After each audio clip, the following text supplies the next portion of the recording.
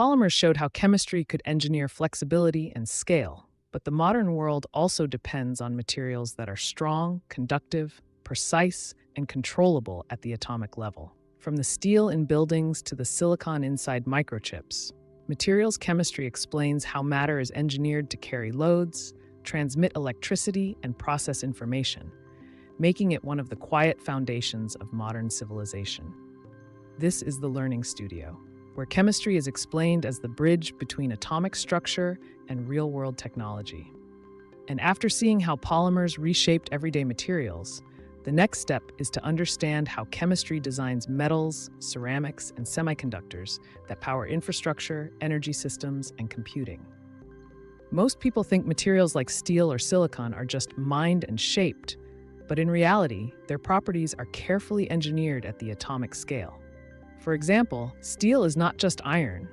It's iron with precisely controlled amounts of carbon and other elements that determine hardness, flexibility, and strength. Similarly, silicon becomes useful for electronics only when its atomic structure is deliberately modified. At the atomic level, materials chemistry focuses on how atoms are arranged in solids and how electrons move through those structures. In metals, atoms form lattices that allow electrons to flow freely, making them conductive. In ceramics, strong directional bonds create hardness and heat resistance. In semiconductors, subtle changes in atomic composition control how easily electrons move, turning materials into switches that can be turned on and off.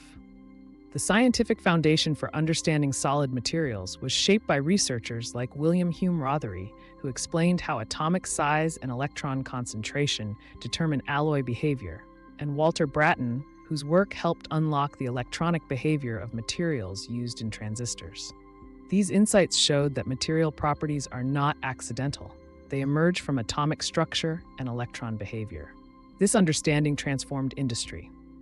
Stronger steels enabled skyscrapers and railways. Lightweight alloys reshaped transportation and aerospace. Semiconductors revolutionized electronics by allowing precise control over electrical current, making computers, smartphones, and the internet possible. Every technological leap depended on the ability to engineer materials rather than simply extract them. Materials chemistry also connects directly to energy and sustainability.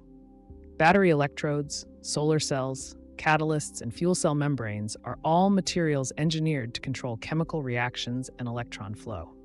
Improving material efficiency often matters more than discovering new reactions, showing how chemistry increasingly advances through smarter material design.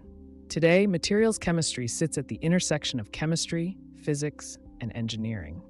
By controlling atomic arrangement, defects, and electron behavior, chemists design materials with specific mechanical, electrical, optical, and thermal properties. This control turns raw matter into technology. And once we understand how chemistry engineers metals and semiconductors, the next question naturally follows. If materials can be designed so precisely, then how do scientists actually identify, test, and verify what materials are made of at such small scales? That question takes us directly into the next episode, where we explore analytical chemistry and how scientists see the invisible.